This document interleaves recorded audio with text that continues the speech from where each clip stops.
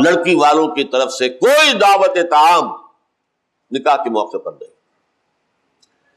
اس سے ایک تیسرا نتیجہ خود بخود نکل آیا، بارات کی لعنت کی نفی ہو گئی۔ میں کس دھڑلے سے لعنت کہہ رہا ہوں اس کو، یہ وہ شے ہے جس کا کوئی ذکر نہ قرآن میں ہے نہ حدیث میں ہے، بلکہ عربی میں اس کے لیے کوئی لفظ نہیں ہے۔ بارات، اور جب سے وہ جوش بلی آبادی کی کتاب آئی تھی یادوں کی بارات، مجھے تو اس لفظ بارات سے انتہائی نفرت ہو چکی۔ بھائی نکاح مسجد میں ہونا ہے، لڑکی والے لڑکے والے جمع ہو گئے، اب نکاح ہو گیا، اپنے اپنے گھروں کو جاؤ۔ اب لڑکی کی رخصتی وہ بھی ہم نے ایک رسم علیحدہ بنا لی ہے، رخصتی کے وقت بھی کیا کچھ ہوگا۔ لیکن رخصتی حضرت فاطمہ کی کیسے ہوئی تھی؟ پہلی بات تو یہ کہ حضرت علی کے پاس کوئی گھر نہیں تھا، وہ فقراء صحابہ میں سے تھے۔ ایک انصاری صحابی نے انہیں ایک حجرہ دیا، اس میں حضرت فاطمہ ودا ہو کر گئی، لیکن حضور ہی کے گھر کی مستورات جا کر چھوڑ آئی وہاں پر۔ کوئی لڑکے والوں کی طرف سے یا خود لڑکا بھی نہیں آیا، کیونکہ کچھ لوگ آئیں گے تو کچھ نہ کچھ تقریب تو کرنی پڑے گی۔ کیسے ہو سکتا ہے کہ آپ کے گھر پر آئیں اور آپ انہیں نہ ٹھنڈا گرم کچھ نہ کھلائیں، اور گرم ہوگا تو چائے ہوگی تو کچھ نہ کچھ تو اس کے ساتھ ہوگا۔ وہ ہوتے ہوتے ہوتے ہوتے وہی چیز بڑھتے ہوئے ایک پوری رسم بن جائے گی اور ایک پوری دعوت بن جائے گی۔ تو بارات کا کوئی تصور اسلام میں نہیں۔ نمبر 3، جہیز کا کوئی تصور اسلام میں نہیں۔ یہ خالص ہندوانہ پس منظر ہے ہمارا۔ ان کے ہاں جہیز کیوں ہے؟ اس لیے ہے کہ لڑکی کا وراثت میں کوئی حصہ ہے ہی نہیں، وارث صرف لڑکے ہوتے، بلکہ ان کے ہاں راجپوتوں میں اور ہمارے ہاں بھی جاگیرداروں میں روایت یہ کہ بیٹوں میں بھی تقسیم نہیں ہوتا۔ تقسیم در ہو کر تو وہ تو اتنی چھوٹی سی ملکیت رہ جائے گی، پھر ان کا روب کہاں رہے گا، دبدبا کہاں رہے گا۔ 100 مربع وہ 2 بیٹوں میں 50-50 ہو گئے، ان کے 4 بیٹے ہو گئے، کیا رہ گیا؟ اب وہ ٹور کہاں رہے گی، وہ شان کہاں رہے گی؟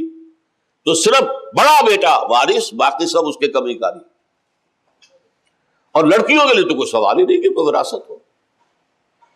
لہذا جب وہ گھر سے رخصت کرتے تھے تو اس گھر سے رخصت کرتے ہوئے کچھ دے دلا دیتے تھے، اور اسے کیا کہتے تھے؟ دان دہیج، یہ خیرات ہے جو ہم دے رہے ہیں، ورنہ لڑکی کا حق کوئی نہیں۔ یہ ہے پس منظر۔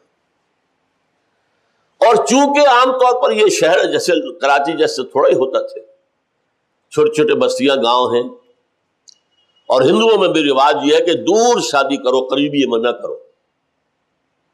لہذا ایک گاؤں سے دوسرے گاؤں جانا ہے اور وہاں جہیز سے لدے پھدے مال غنیمت لے کر واپس آنا ہے، اور راستے میں چوری چکاری ڈاکے کا خطرہ ہے، لہذا جتھا لے کر جاؤ۔ یہ بارات ہے، یہ جنج جو ہے، یہ بارات یہ اس لیے جتھا جائے تاکہ جو مال غنیمت وہاں سے لانا ہے اس کی حفاظت کا بندوبست ہو جائے۔ اسلام میں کوئی جہیز نہیں، قطعاً کوئی جہیز نہیں۔ البتہ اس معاملے میں ہمارے ہاں جو ایک مغالطہ ہے وہ سمجھ لیجیے۔ حضرت فاطمہ کا جہیز رضی اللہ تعالی عنہ، اس جہیز کا لفظ وہاں پر استعمال کر کے جنہوں نے بھی کیا ہے ظلم اٹھایا ہے امت کے اوپر۔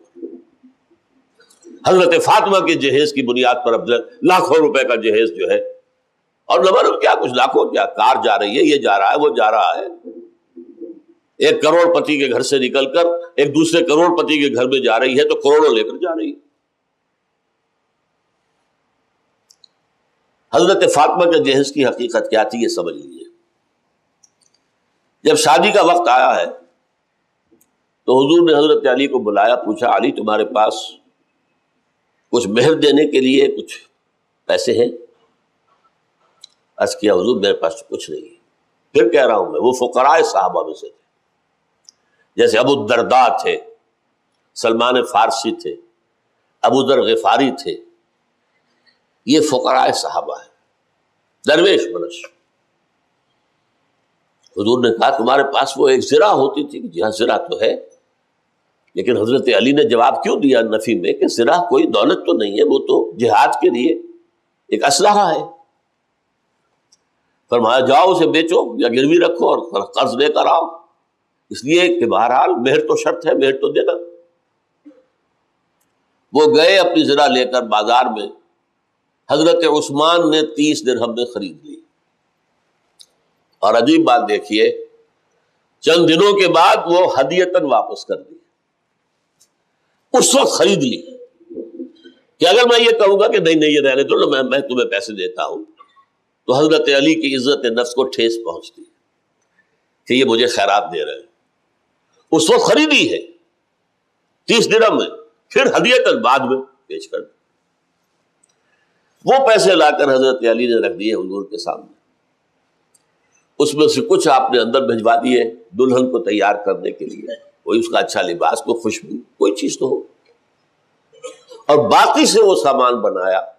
ایک گدا جس میں کھجور کی چھال بھری ہوئی، 2 تکیے ان میں بھی کھجور کی چھال بھری ہوئی، ایک مشکیزہ کنویں سے پانی تو لانا ہی ہے، ایک چکی گندم میسر ہو یا جو پیسنے تو پڑیں گے روٹی کے لیے، 1-2 اور برتن، یہ اس پیسے سے بنایا گئی ہوئی چیزیں تھیں۔ حضور نے اپنی جیب سے 1 پیسے کی کوئی شے نہیں دی جسے جہیز کہہ سکتے۔ حضور ہی کی دوسری صاحبزادی کا نکاح ہوا ہے مدینہ منورہ میں، 2 نکاح تو آپ کی 2 بیٹیوں کے مکے میں ہو چکے تھے، حضرت فاطمہ اور ام کلثوم، ان کے نکاح مدینے میں ہوئے ہجرت کے بعد۔ ام کلثوم حضرت عثمان کے ہاں جا رہی تھی، وہاں بڑا گھر، ہر شے موجود، وہاں کسی جہیز کا ذکر نہیں ملتا۔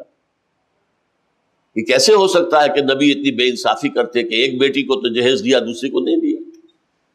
کوئی ذکر کیوں نہیں ہے؟ وہاں سرے سے کوئی ضرورت تھی ہی نہیں، گھر میں ہر شے موجود ہے ضرورت کی، لہذا کسی جہیز کا ذکر۔